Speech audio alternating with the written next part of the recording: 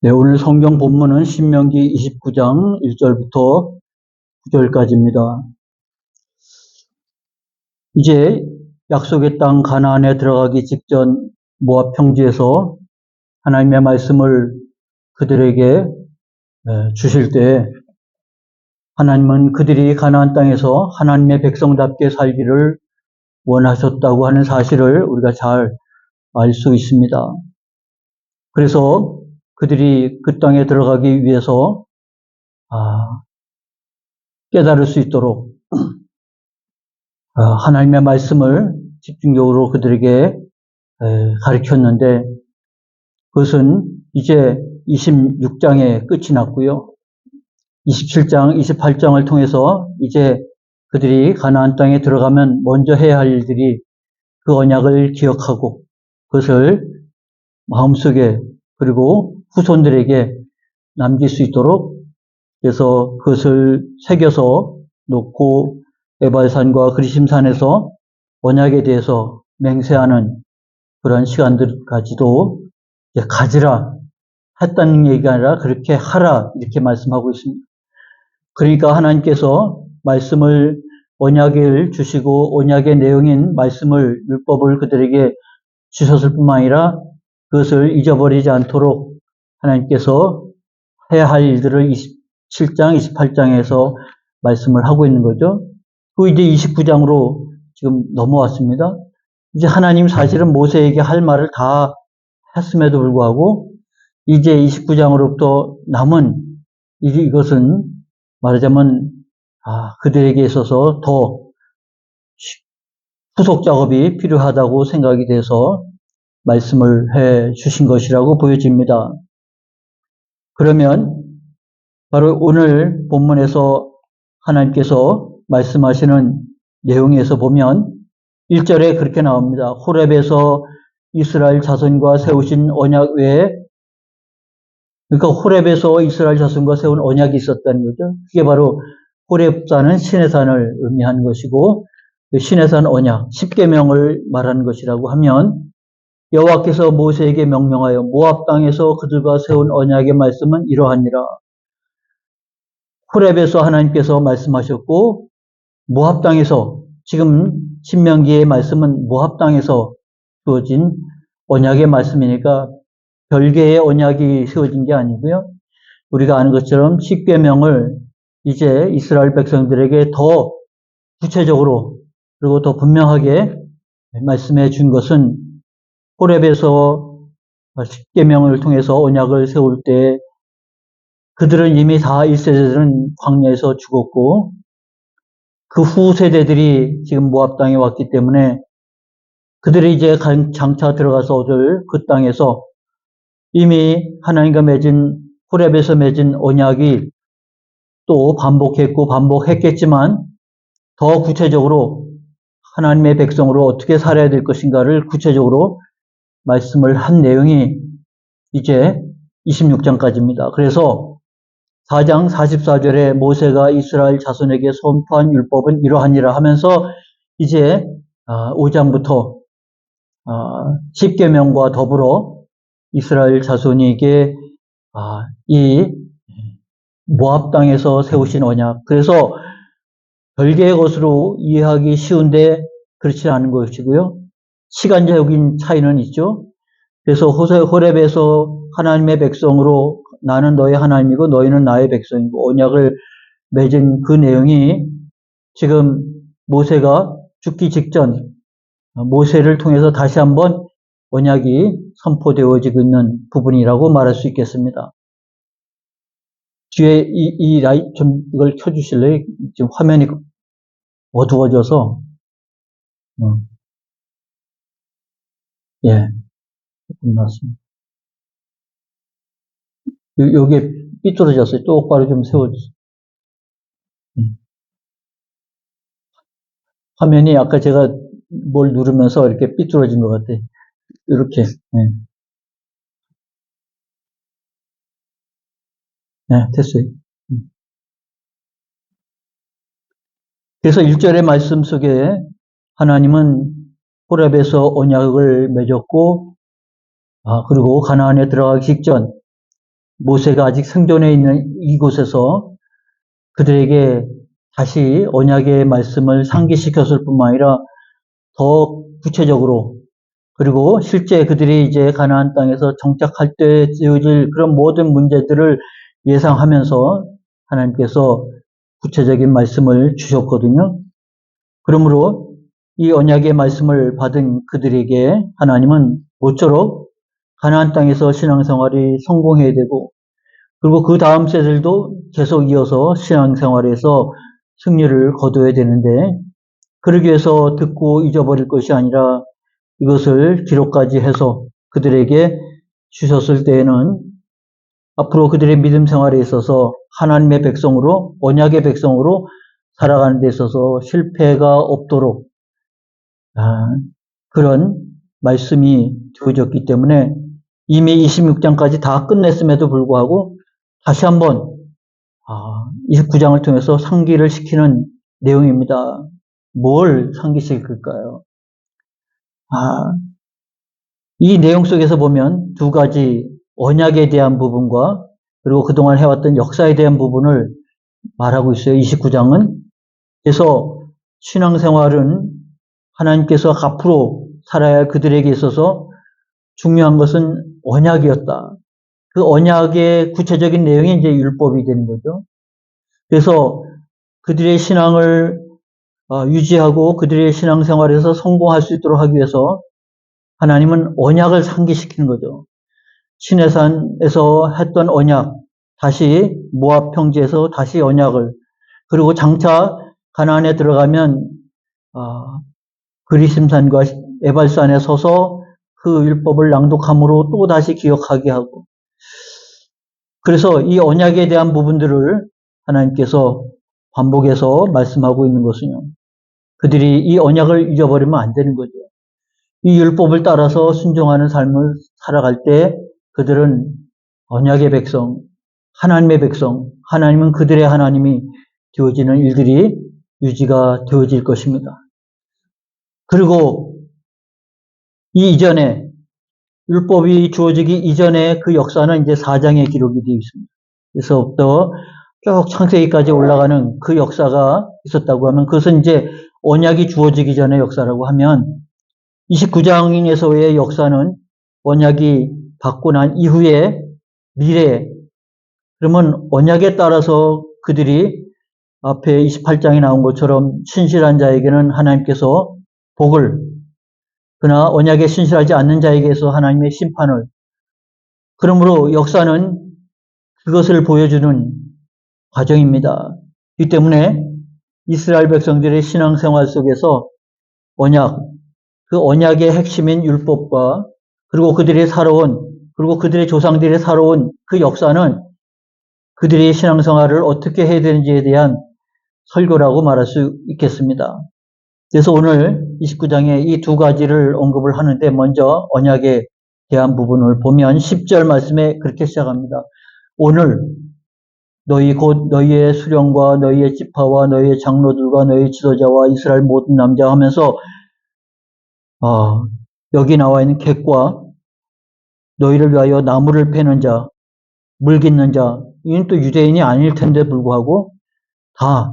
그래서 이 언약을 세울 때 오늘 지금 모압 평지에서 이 말씀을 듣는 그들에게 언약을 하는 거죠. 그리고 거기에 대상은 그들의 공동체에 있는 모두 다입니다. 그게 구체적으로 자세하게 언급이 돼요. 수령과 너희 지파와 너희 장로들과 너희 지도자와 이스라엘 모든 남자와 너희 유아들과 너희의 아내와 및 내 진중에 있는 객과 너를 위하여 나무를 패는 자로부터 물 깃는 자까지 다 너희 하나님 여호와 앞에 서 있는 것은 지금 다 불러 모아가지고 지금 언약을 하고 있는 것입니다. 그러므로 이 언약의 말씀을 지금 모압 평지에 있는 상대 그 사람들에게 말씀을 주고 있죠. 그들이 이제 신앙생활을 위해서 이 언약은 말씀한 것처럼 삶과 죽음, 복과 저주가 나뉘어질 수 있는, 그래서 그냥 흘러보낼 수 없는 귀하게 기억하고 새겨야 될, 그리고 그 다음 세대들에게 가르치고 또 가르쳐야 될 그런 말씀인 것이죠. 그것은 어느 누구도 부인할 수 없게 모든 대상자들이 물 깃는 자, 나무 해는 자들까지 다 불러 모아서 오늘 너희들과 함께 언약을 맺는 것이라고 말씀을 하고 있습니다. 근데 내용을 보면 그 언약이 당대의 사람들만 대상이 되는 것은 아닙니다. 29장 14절 15절에 보면 내가 이 언약과 맹세를 너희에게만 세운 것이 아니라 오늘 우리 하나님 여호와 앞에서 우리와 함께 여기 서 있는 자와 오늘 우리와 함께 여기 있지 아니한 자에게까지 그래서 가까운 미래까지 그 다음 세대까지 이 언약을 그리고 이 언약대로 살아야 됨을 그게 하나님과의 관계이고 그것이 하나님의 약속하신 축복과 저주가 되고 삶과 죽음으로 나눠지는 길이 되어지기 때문에 하나님을 어떻게 섬겨야 되는가라는 사실을 일깨워주고 있습니다. 근데 또 여기만 미친 것은 아니죠. 29절에 보면 그리고 먼 미래 너희 뒤에 일어나는 너희 자손과 멀리서 오는 객과 그래서 그 먼 미래까지 어쩌면 그 먼 미래가 오늘 우리에게까지 그래서 이 신명기에서 하나님께서 이스라엘 백성과 맺은 언약은 우리와 무관한 것이 아니고 어쩌면 우리가 하나님을 여호와를 하나님이라고 고백하는 우리에게 있어서도 이 언약에 연결되어지는 말씀이라고 우리에게 보여집니다. 그래서 하나님이 언약에 신실하시고 그 언약에 따라서 우리에게 복을 그리고 우리에게 생명을 주시는 하나님이심을 일깨워 준 것이죠. 그러나 이 29장 22절 내용은 뭐냐면 그들이 그렇게 살지 못함으로 인해서 그들에게 재앙이 오고 그 땅에 질병이 유행이 되고 그래서 파괴되고 멸망하게 되는 하나님의 언약이 어디로 갔는지 그래서 파괴된 이스라엘의 모습을 바라보면서 여러 나라 사람들도 묻기를 여기 구체적인 내용을 보면 23절부터 그 내용이 나옵니다. 그 온 땅이 유황이 되며 소금이 되며 또 불에 타서 심지도 못하며 결실함도 없으며 거기에는 아무 풀도 나지 아니함이 옛적에 여호와께서 진노와 격분으로 멸하신 소돔과 고모라와 아드마와 스보임의 무너짐과 같음을 보고 물을 것이요 여러 나라 사람도 묻기를 여호와께서 어찌하여 이 땅에 이같이 행하셨느냐 이같이 크고 맹렬하게 노하심은 무슨 뜻이냐 주변의 사람들이 저들은 선민이라고 그러고 하나님과 언약을 맺었다 그러고 하나님이 저희들과 함께 한다 그러고 저희들 가운데 거한다고 하는데 이게 무슨 일이냐 그 역사에도 유례가 없을 만큼 이렇게 황폐해진 이게 무슨 뜻이냐 근데 그때 이방 사람들이 그렇게 대답을 하는 거예요. 25절에 그때 사람들이 대답하기를 그 무리가 자기 조상의 하나님 여호와께서 그들의 조상을 애굽에서 인도하여 내실 때 더불어 세우신 언약을 버리고 가서 자기들이 알지도 못하고 여호와께서 그들에게 주시지도 아니한 다른 신들을 따라가서 그들을 섬기고 절한 까닭이라. 이러므로 여호와께서 이 땅에 진노하사 이 책에 기록된 모든 저주대로 재앙을 내리시고 장차 먼 미래에 일어날 일인데도 불구하고 그 일이 희망적인 것이 못 되는 것을 아마 이 말씀을 듣는 자들이 우리는 그렇게 안 할 겁니다. 우리는 그렇지 않습니다. 그렇게 생각할지 모르겠어요. 그러나 그들이 가나안 땅에 들어가서 바로 여호수아 시대를 거쳐서 사사기 시대에 들어가면서 똑같이 그런 일들이 저질러지잖아요. 그래서 하나님께서 구원하실 때 사사를 세우고 사사가 있는 동안은 그들은 회개하고 돌이켜서 신실한 믿음을 갖습니다만 사사가 죽고 난 다음에 말하자면 한 세대가 지나가면 다시 또 반복이 되는 일들이 벌어지게 되죠. 언약에 신실하지 못하고 언약을 깊이 기억하고 언약에 쫓아 살아가지 못하는 그들의 미래는 말씀하신 대로 심판 그리고 저주가 따를 수밖에 없고 그것이 얼마나 심한지 주변의 사람들이 이게 무슨 일이냐 그러면 주변의 사람들이 대답을 해주는 거예요. 저들이 하나님과 언약을 맺어놓고도 저렇게 살았기 때문에 심판을 받을 수밖에 없다. 라고 말해 줄 것이라고 말하고 있는 것입니다. 그러므로 이 말씀은 무엇을 의미하겠습니까? 언약의 신실한 자가 되어야 한다는 사실을 역으로 말씀하고 있는 것인데, 우리에게 있어서 이것이 우리에게도 해당되는 말씀이라고 하면, 그것은 신명기에 나오는 이스라엘 백성, 그리고 그 후에 나오는 이스라엘의 백성 속에서, 그들의 역사 속에서 우리는 하나님의 말씀하심을 보는 겁니다. 언약의 신실한 자에게 하나님은 어떻게 복을 내리시는가? 언약에 신실하지 못한 자에게 하나님은 어떻게 심판하시는가? 역사는 우리에게 그 같은 사실을 보게 하고 깨닫게 합니다. 그래서 하나님은 이스라엘의 역사를 자꾸 돌아보게 합니다. 오늘 2절과 3절에 그랬죠. 모세가 온 이스라엘을 소집했다고 그랬습니다. 그리고 여호와께서 애굽 땅에서 이제 그들의 출발, 애굽 땅 출애굽으로부터 시작합니다.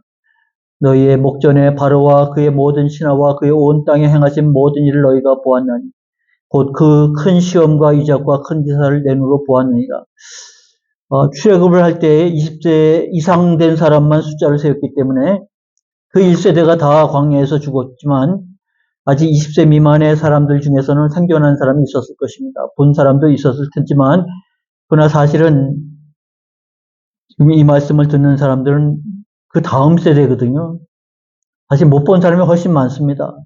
그럼에도 불구하고 이 이야기를 하는 것은 그들이 아마 수도 없이 그 얘기는 들었을 것입니다. 그들의 역사는 반드시 하나님께서 공동체, 온 이스라엘을 소집합니다. 온 이스라엘에게 이루어진 역사인 것입니다. 개인적인 역사가 아니고, 그래서 이 공동체성을 상실하면 하나님의 말씀의 의미를 잘 상기하지 못하는 것입니다. 그래서 이와 같은 부름 속에서 하나님이 그들과 함께 하신 그 역사 속에서 하나님이 그들을 깨우쳐 주시려고 하는 겁니다. 그래서 이 이야기를 한 목적은 4절에 나옵니다. 그러나 그 큰 이적과 기적을 보았음에도 불구하고 깨닫는 마음과 보는 눈과 듣는 귀는 오늘 여호와께서 너에게 주지 아니하셨느니라. 이게 참 해석하기가 쉽지 않다 싶은 생각이 드는데, 깨닫는 마음과 보는 눈과 듣는 귀, 그것은 그들이 훈련하고 애쓰고 수련해서 얻는 것이 아니라는 것을 알 수 있죠.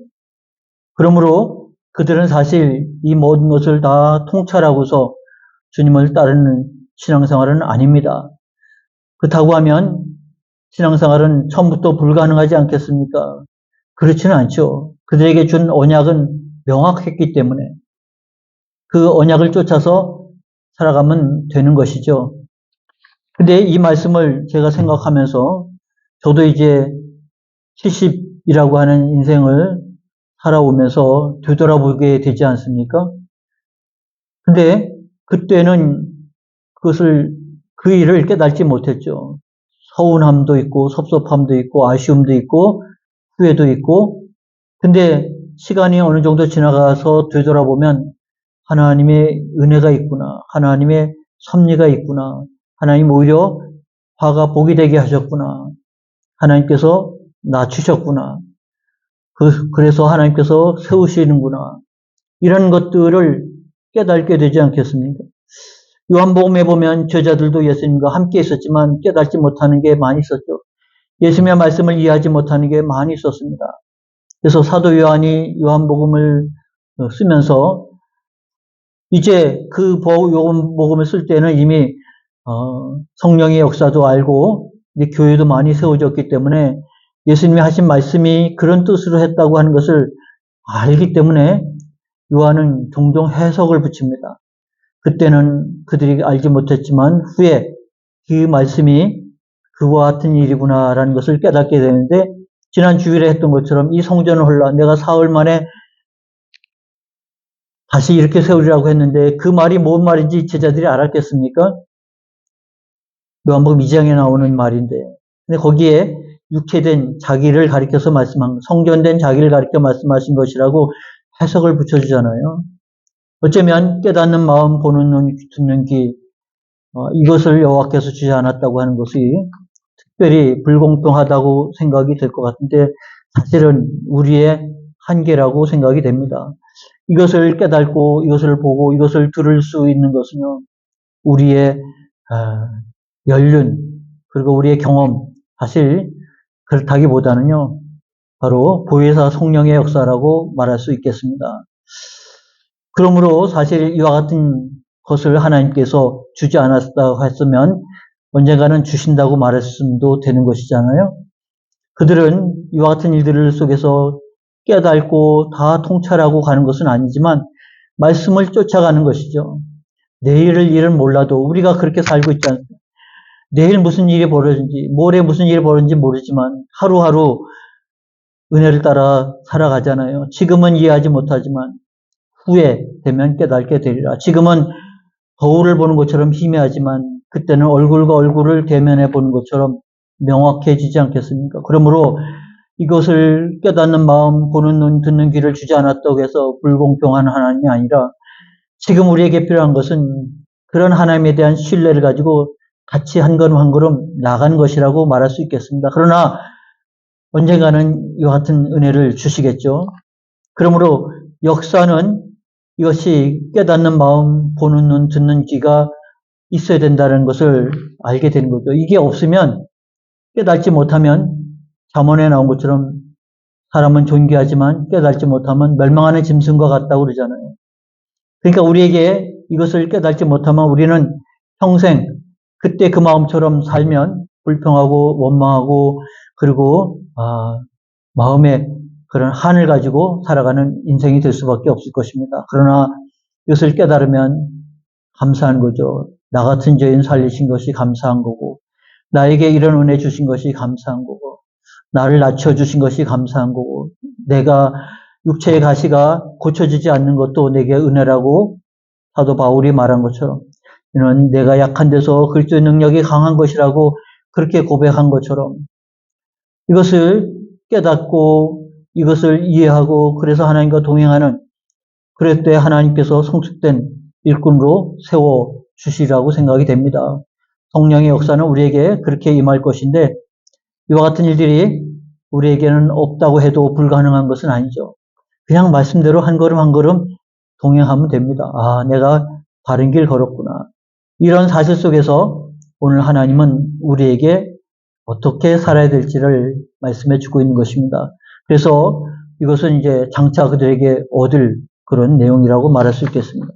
그래서 신앙생활을 위해서 두 가지 언약하고 역사를 바라보는 우리가 되어야 하는 것인데, 언약은 우리에게, 이 공동체에게 주신 겁니다.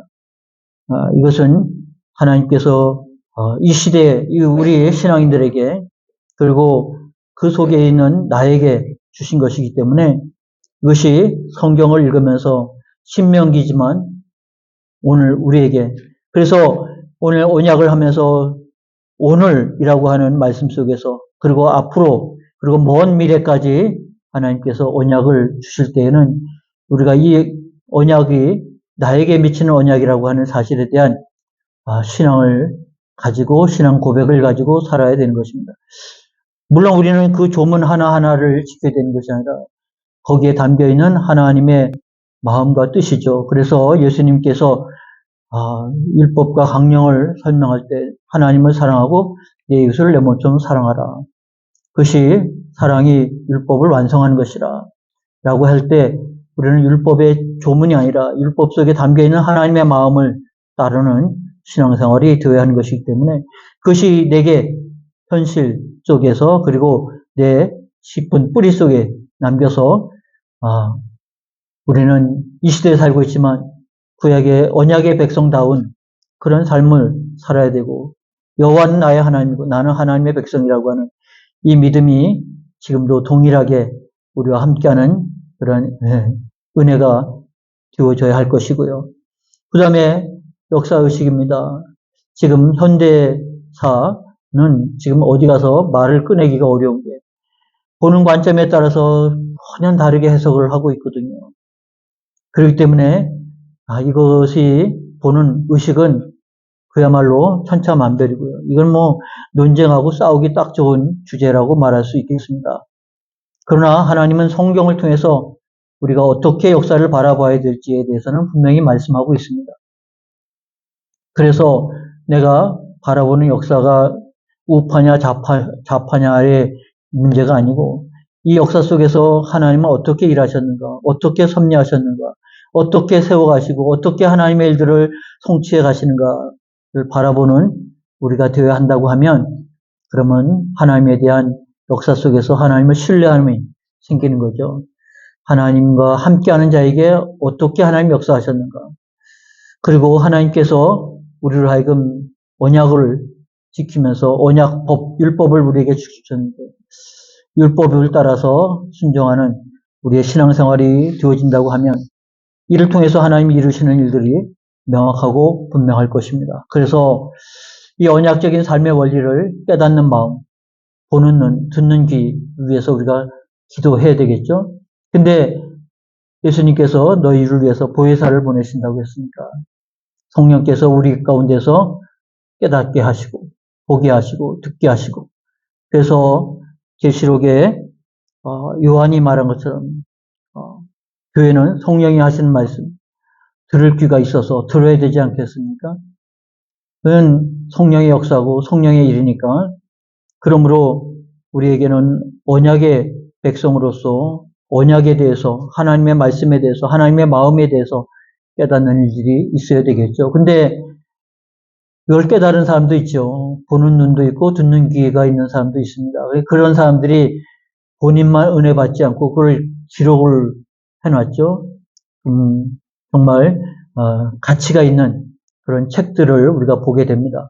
그래서 이 영적 독서를 통해서 이 깨닫는 마음을 가진 자, 보는 눈을 가진 자, 듣는 귀가 있었던 자들이 우리에게 남겨준 유산들이 우리에게 있어서 얼마나 신앙생활하는 데서 유익할지 모르겠습니다.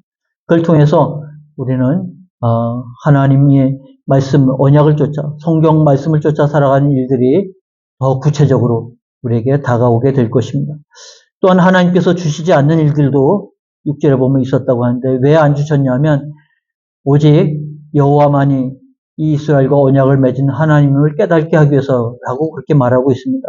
그래서 하나님께서 그들에게 주시지 않는 것은 인색해서가 아니고 오히려 부족함을 통해서 하나님에 대한 하나님의 존재에 대한 인식이 필요하다고 말씀하고 있기 때문에 내가 너희와 맺은 하나님을 너희가 기억하게 하기 위해서 주는 너희의 하나님 여호와이신 줄 알게 하려 하심이라 했으니 하나님이심을 알게 하기 위함이라 라는 사실을 일깨워주고 있습니다. 그래서 그들에게 떡도 먹지 못하고 포도주나 독주도 마시지 못하게 했고 근데 하나님께서 또 다른 것을 주셨죠.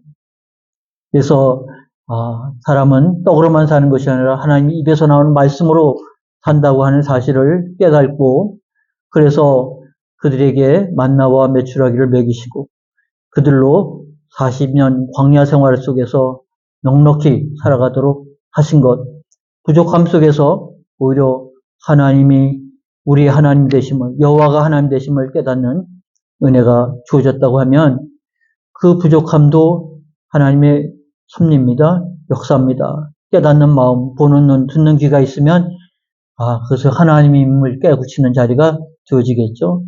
그리고 마지막으로는 그들이 가나안에서 형통하는 것은 오직 이 율법을 지키는 것이라. 그러므로 율법을 존귀히 여기고 율법 안에서 그들이 언약법을 따라서 살아가는 것. 물론 이제 복음에 와서는 그것이 부족하다는 것을 알죠. 온전한 그래서 우리에게 복음을 주었다고 하는 사실을 잘 깨우치는 것. 그래서 복음의 안에서 우리의 은혜의 생활들이 잘 유지가 되어야 되는 것인데 이것은 가나안 땅에서 살아야 할 그들의 삶 못지않게 오늘이라고 하는 이 가나안 땅에서 우리가 살아야 할 삶의 모습인 것입니다. 그러므로 하나님은 우리가 믿음 생활에서 성공하고 그리고 열매 맺고 그리고 하나님을 기쁘시게 할 뿐만 아니라 하나님과 동행하는 자의 삶이 되어지기를 원하셨다고 하는 사실을 오늘 우리는 본문 속에서 깨우치게 되는 것이죠. 그래서 이스라엘 백성들이 하나님 안에서 믿음 생활에서 승리하기를 원하시는 하나님의 마음을 오늘 우리에게 하나님도 동일하게 우리가 믿음 생활에서 승리할 수 있게 되기를 원하시는 사실을 다시 한번 인식하는 기회가 되어야 할 것입니다. 물론 이 모든 것들은 이제 우리에게는 더 발전적으로 예수 그리스도 안에서 완성되었기 때문에 예수 그리스도 안에서 주님을 닮아가는 일들이, 주님의 자취를 따라가는 일들이 우리가 해야 할 신앙의 길이라고 보여집니다. 그래서 원리는 동일하다는 사실을 일깨우면서 은혜 안에, 말씀 안에 살아가는 삶을 살아가는 신앙이 되시기를 축원합니다. 기도하겠습니다. 하나님 아버지, 은혜 감사합니다. 오늘도 하나님께서 하나님의 백성다운 삶을 살아가기를 원하는, 하나님의 능력 가운데 살아가기를 원하는 귀한 마음으로 우리에게 말씀을 주신 줄 압니다. 하나님, 그 언약이 우리와 동떨어진 게 아니라 이 시대에 사는 우리에게 동일하게 주어진 말씀이고, 그것이 우리에게는 더 완성된 복음으로 다가왔으니, 하나님, 우리에게 이 복음이 흐트러지는 것이 아니라 하나님 은혜 안에서 더 선명하고 더 분명하고 더 온전한 모습으로 살아가는 기회가 될 수 있도록 은혜 나려 주시옵소서. 우리에게 베풀어진 은혜 안에서 하나님, 우리가 보는 눈, 듣는 귀, 그리고 깨달음이 있는 신앙생활이 되길 원합니다. 그래서 하나님께서 우리의 모든 일상생활 속에서, 그리고 앞으로 우리의 나아갈 삶 속에서 하나님 인도하시고 역사하실 것입니다. 우리의 믿음 생활이 이렇게 하나님의 말씀과 그리고 우리의 삶 속에서 이루어지는 하나하나의 일상, 그 역사 속에서 믿음의 승리를 거두는 저희들 더욱 될 수 있도록 깨워 주옵소서. 예수님의 이름으로 기도하옵나이다. 아멘. 이제 찬송가 540장, 소리가 작아서 그냥 찬송가 보시고 같이 하시겠습니다. 540장.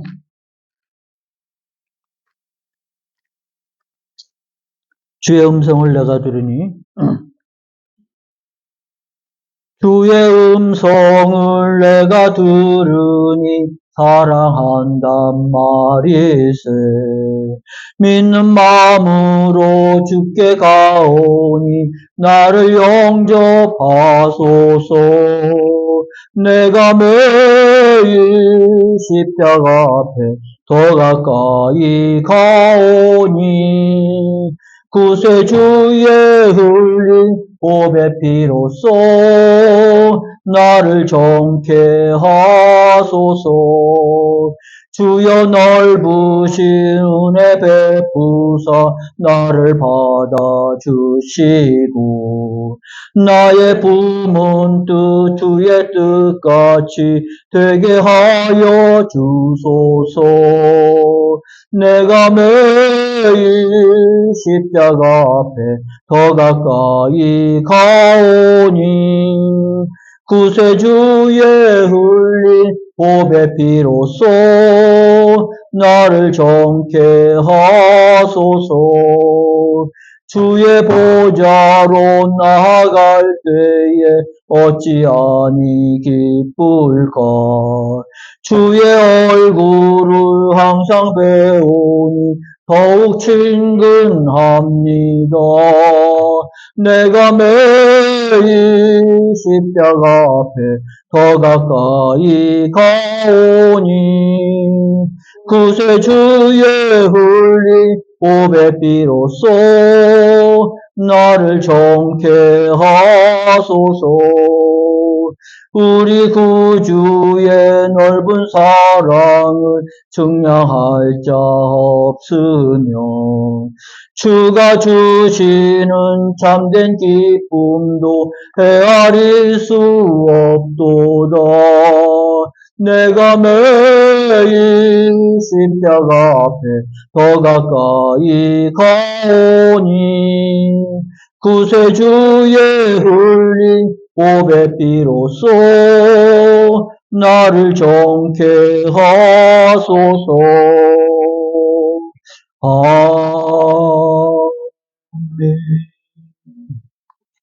이 시간에 우리 함께 중보 기도합니다. 개전교회가 선교의 사명을 잘 감당하는 교회가 되게 하소서.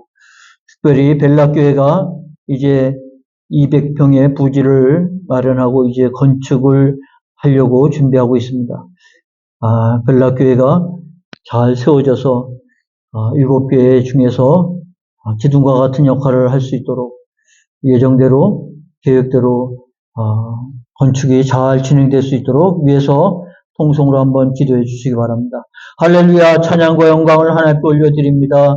개전교회를 주께서 사랑하시고 하나님 선교의 사명을 감당하도록 세워주셨는데, 특별히 아버지 벨락교회가 아버지 좁은 교회당을 벗어나 이제 좀 넓은 공간을 갖고자 기도하고 있었던 중에 이번에 아버지 부지를 마련하고 이제 건축을 시작하려고 합니다. 아버지 하나님께서 사랑하시는 종을 세우셔서 일들을 이뤄 가시려고 하신 줄 압니다.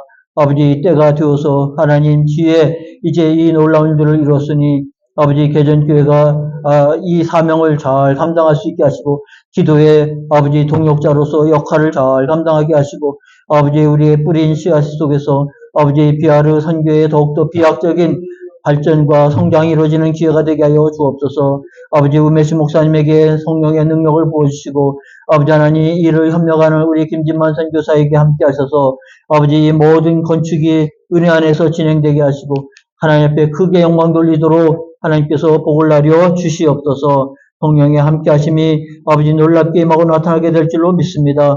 아버지 이를 통해서 하나님 인도 선교, 비아르 선교의 큰 역할을 하는 아버지 벨락교회가 되고 우메시 목사님 되게 하시고 아버지 일곱 교회가 되도록 역사해 주옵소서. 오늘도 함께 예배하는 저희가 되게 하심을 위하여 감사하며 모든 말씀 예수님의 이름으로 기도하옵나이다. 아멘. 주님 가르친 기도로 예배 마칩니다. 하늘에 계신 우리 아버지, 아버지의 이름을 거룩하게 하시며 아버지의 나라가 오게 하시며 아버지의 뜻이 하늘에서와 같이 땅에서도 이루어지게 하소서. 오늘 우리에게 일용할 양식을 주시고 우리가 우리에게 잘못한 사람을 용서해 준 것 같이 우리 죄를 용서하여 주시고 우리 시험에 빠지지 않게 하시고 악에서 구하소서. 나라와 권능과 영광이 영원히 아버지의 것입니다. 아멘.